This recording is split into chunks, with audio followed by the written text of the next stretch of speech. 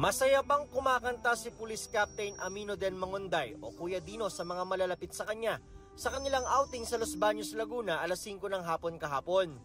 Pagdiriwang ito para sa 12th birthday ng kanyang anak, inalok pa nga niyang makijam ang kanyang misis na si Mary Grace. Super saya po niya kung tutuusin dahil alam mo naman pag outing, puro enjoyment puro kasayahan lang Pero ang masaya nilang outing kasama ang mag-asawa, huling beses na pala.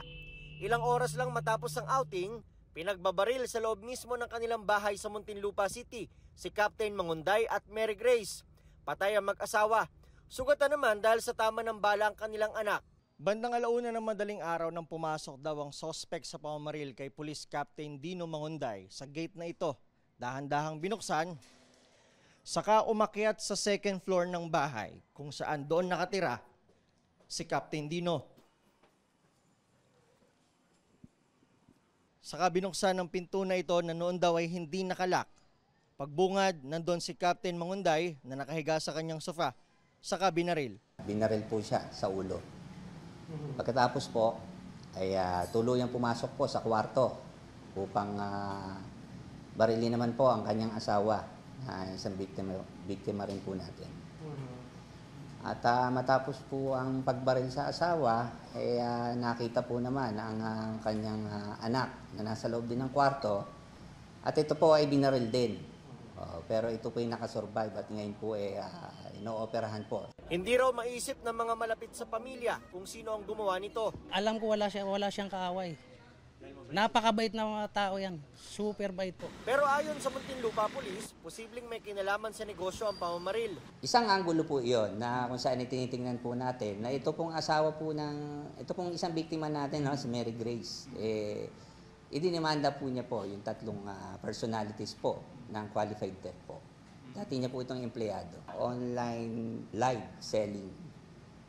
Online. Anong product, sir? Mga cosmetics po.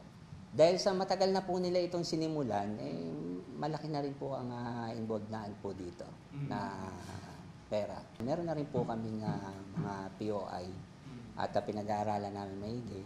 Nasa process po kami na elimination. Hindi ko muna po i-reveal yun. Inilibing din agad si Mangonday at si Mary Grace alinsunod sa kaugalian ng kanilang relihiyon.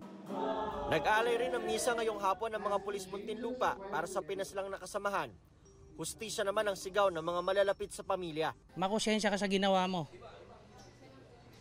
Sana maranasan mo yung ganito nangyari. Sobrang sakit sa amin ang ginawa mo, sa totoo lang. Sana maranasan mo. Para sa GMA Integrated News, ako si Nico Waher, ang inyong saksi.